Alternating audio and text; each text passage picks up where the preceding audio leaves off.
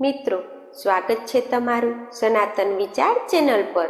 આજે આપણે સાંભળવા જઈ રહ્યા છીએ ગરુડ પુરાણનો અધ્યાય 2, જેને પ્રેતકલ્પ કહેવામાં આવે છે।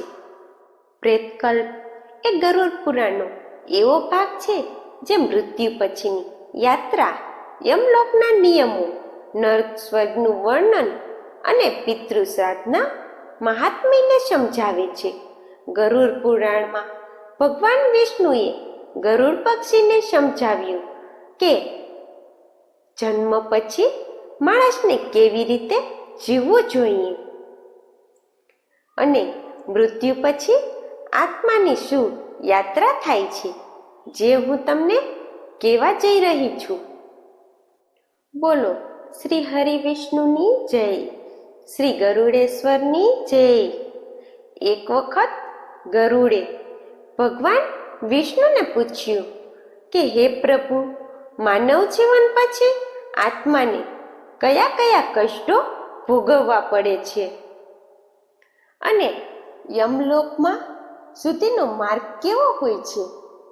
પાપીઓનું શું સ્થિતિ થાય છે અને સજ્જનોને કયા કયા સુખો મળે છે? ત્યારે ભગવાન વિષ્ણુ કહે છે, હે ગરુડ, આ શરીર નાશવંત છે। જ્યારે માણસનો અંત આવે છે ત્યારે આત્મા શરીર છોડીને બહાર નીકળે છે। તે ક્ષણે જ આત્માની નવી યાત્રા શરૂ થાય છે। મૃત્યુ સમયે માણસ પોતાની જિંદગીના બધા કર્મો આંખો સામે ફિલ્મની જેમ જોઈ લે છે। જે સારા કર્મ હોય છે તે પ્રકાશ રૂપે દેખાય છે અને જે પાપ કાર્યો હોય છે તે અંધકાર અને ડર રૂપે પ્રકટ થાય છે। પાપી આત્માને તરત જ યમના દૂતો ઝપટમાં લે છે। પુણ્ય આત્માની આસપાસ દેવના દૂતો હાજર હોય છે। ગરુડ પુરાણમાં યમદૂતોનું વર્ણન ભયાનક છે। તેમના હાથમાં લોખંડની ગદા, ત્રિશૂળ અને ફાંસીનો ફંદો હોય છે। તેઓ રાક્ષસ જેવા કાળા ભયાનક મુખવાળા હોય છે। પાપીની આત્માને ખેંચીને યમના માર્ગે લઈને જાય છે। પ્રાણાત્મા આ સમયે ભૂખ, તરસ, તાપ, ઠંડી, કંટાળો, ડર તમામ યાતનાઓ સહન કરવી પડે છે। પાપી પ્રાણીઓને રસ્તામાં કૂતરા, કાળા પંખીઓ, ભયાનક નદીઓ અને કાંટાવાળા જંગલોમાંથી પસાર થવું પડે છે। દરેક પગલે તેમને યમના દૂતો દંડ આપે છે। ભગવાન વિષ્ણુ ગરુડને કહે છે, વ્યક્તિ જાણી જોઈને કે અજાણતા ગમે તે પાપ કરે છે, તેણે તે પાપોના શુદ્ધિકરણ માટે તપસ્યા કરવી જોઈએ। શાસ્ત્રોમાં દશાવિધિ સ્નાન, ચંદ્રારણ વ્રત, ગોદાન વગેરેનો ઉલ્લેખ કરવામાં આવ્યો છે। જો કોઈ વ્યક્તિ પોતાની ક્ષમતાને કારણે તેમાં સફળ ન થઈ શકે તો તેમાંથી ઓછામાં ઓછા ચોથા ભાગ તો કરવો જ જોઈએ। ત્યારબાદ 10 મહાન દાન, ગાય, જમીન, તલ, સોનું, ઘી, કપડાં, ગોળ, ચાંદી, મીઠું દાન કરવા જોઈએ। પાપોનું શુદ્ધિકરણ માટે પવિત્રતામાં એકબીજા કરતાં વધારે શ્રેષ્ઠ છે। યમદાર પહોંચવા માટે દર્શાવેલ માર્ગો દૂધ, પરુ, લોહી વગેરેથી ભરેલા છે। તેથી તે માર્ગ પર આવેલી વૈતરણી નદી પાર કરવા માટે વ્યક્તિએ વૈતરણી ગાય, જે બધા ભાગોમાં કાળી છે અને જેના આંચળ પણ કાળા છે, તેનું દાન કરવું જોઈએ। આ બધું સારા સ્વભાવવાળા બ્રાહ્મણને આપવું જોઈએ। છત્રી, પગરખાં, કપડાં, વીંટી, કમંડલનું આસન, પાત્ર અને ખાદ્ય પદાર્થો આ 8 પ્રકારના દાન। તલનું પાત્ર, ઘીનું પાત્ર, પલંગ અને બીજું જે કંઈ ઈચ્છિત હોય તેનું દાન કરવું જોઈએ. હે પક્ષીઓના રાજા, જેણે આ પૃથ્વી પરના પોતાના પાપોનું પ્રાયશ્ચિત કર્યું છે, બધા પ્રકારના દાન આપ્યા છે. વેતરણી ગાય અને 8 દાન કર્યા છે, જે તલથી ભરેલું પાત્ર, ઘીથી ભરેલું પાત્ર, પલંગનું દાન કરે છે અને નિર્ધારિત પદ્ધતિ મુજબ પગનું દાન કરે છે. તે નર્કમાં ગર્ભમાં આવતો નથી, એટલે કે તેનો પુનર્જન્મ થતો નથી. માણસ જે કંઈ દાન કરે છે તેને પરલોકમાં પ્રાપ્ત થાય છે. તેને તે ત્યાં તેની સામે રાખેલા જોવા મળે છે. છત્રીનું દાન કરવાથી રસ્તામાં સુખદ છાંયો મળે છે. ચંપલનું દાન કરવાથી માણસ ઘોડા પર સવાર થઈને આરામથી રસ્તો પાર કરે છે.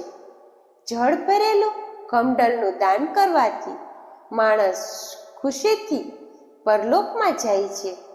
કપડાં અને આભૂષણોનું દાન કરવાથી યમરાજાના દૂતો વ્યક્તિને તકલીફ આપતા નથી. તલ, સફેદ કે કાળા ભૂરા તલનું દાન કરવાથી મન, વાણી અને શરીર દ્વારા થયેલા પાપોનો નાશ થાય છે. બધી સુવિધાઓથી સજ્જ શયન ગૃહનું દાન કરવાથી સ્વર્ગલોકમાં 60,000 વર્ષ સુધી ઇન્દ્રલોકનું સુખ મળે છે. ગાયનું દાન કરતી વખતે નંદ નંદ નમઃ ઉચ્ચારવાથી વ્યક્તિ વેતરાણી નદીમાં પડતો નથી. દુઃખ અને બીમારીના સમયે તલ, લોખંડ, સોનું, સુતરાઉ કાપડ, મીઠું, 7 અનાજ, જમીનનો ટુકડો દાન કરવાથી પાપો શુદ્ધ થાય છે. લોખંડનું દાન કરવાથી વ્યક્તિ યમના નગરમાં જતો નથી. હાથથી જમીનને સ્પર્શ કરીને લોખંડનું દાન કરવું જોઈએ. યમરાજાના હાથમાં અનેક પ્રકારના લોખંડના શસ્ત્રો છે. આ દાન તે શસ્ત્રોનો પ્રભાવ ઘટાડે છે. સોનું દાન કરવાથી બ્રાહ્મણ અને યમરાજાના દરબારમાં હાજર અન્ય ઋષિઓ અને સંતો પ્રસન્ન થાય છે, જેને વરદાન માનવામાં આવે છે. જો તમે સુતરાઉ કપડાં પહેરો છો તો યમના દૂતો તમને પરેશાન કરતા નથી. યમના દાર પર તેના સેવકો 7 અનાજના દાનથી પ્રસન્ન થાય છે. જે જમીન પર પાક ઉગાડવામાં આવે છે તેનો ટુકડો દાન કરવાથી ઇન્દ્રલોકની પ્રાપ્તિ થાય છે.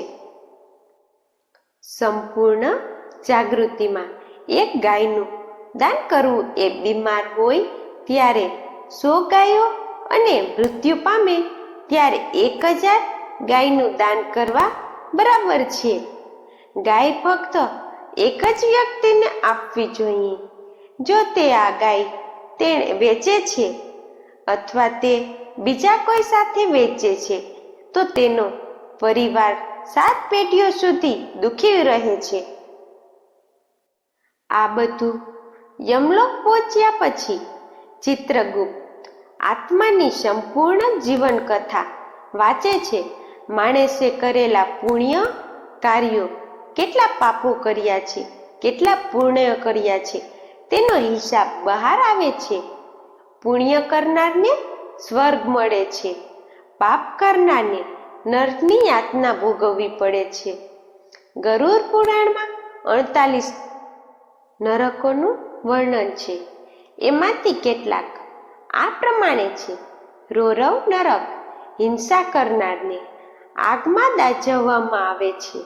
સુરક નરક, જે ભવ વ્યભિચારીઓ અહીં શુઅરના રૂપમાં જન્મ લે છે. તાપન નરક, ચોરોને લોખંડના કડાહમાં ગરમ તેલમાં નાખવામાં આવે છે. વિશ્વનક નરક, ખોટું બોલનારને લોખંડના સળિયા ગરમ કરીને ગળામાં ઘુસાડવામાં આવે છે. અત્તમ તમસ નરક. જે માતા પિતા અને ગુરુની સેવા નથી કરતા તેઓ અંધકારમાં પડી રહે છે. ભગવાન વિષ્ણુ કહે છે કે જો પરિવારના લોકો મૃતક માટે શ્રાદ્ધ કરે છે, તર્પણ કરે છે, દાન આપે છે, પિંડદાન કરે તો આત્માને આ કષ્ટોમાં રાહત મળે છે. પાણીનો તર્પણ પ્રેતાત્માને તરસમાંથી મુક્તિ આપે છે. દાન કરવાથી પાપોનો ભાર ઓછો થઈ જાય છે. ગાયનું દાન, ભૂમિનું દાન, અનાજનું દાન કરવાથી રેત આત્માને યમયાત્રામાં સહાયતા મળે છે. શ્રાદ્ધ પક્ષ દરમિયાન ગરુડ પુરાણનું વાંચન કરવાથી કે સાંભળવાથી પિતૃઓને શાંતિ મળે છે. તેમના યમયાત્રાના કષ્ટો હળવા થાય છે. જીવતા માણસ માટે આ જ્ઞાન શ્રેષ્ઠ માર્ગદર્શક છે. જીવનને પુણ્યમય, પાપમય બનાવવું જોઈએ. ગરુડ પુરાણ અધ્યાય 2 આપણને શીખવે છે કે જેવું કર્મ તમે કર્યું હોય તેવું જ તમને ફળ મળે છે. મૃત્યુ પછી કોઈ પણ માણસ પોતાના કર્મોથી બચી શકતો નથી. તેથી જીવતા હો ત્યારે સત્કર્મ કરવા જોઈએ. દાન કરવું, ભક્તિ કરવી અને સત્યનું પાલન કરવું જોઈએ. મિત્રો, આ રીતે ગરુડ પુરાણનો બીજો અધ્યાય આપણે સાંભળ્યો. જો તમે આ જ્ઞાન ગમ્યું હોય તો લાઈક કરો, શેર કરો અને સબસ્ક્રાઈબ કરવાનું ભૂલશો નહીં, જેથી આગળના અધ્યાય તમે સૌથી પહેલા સાંભળી શકો. બોલો શ્રી હરિ વિષ્ણુની જય.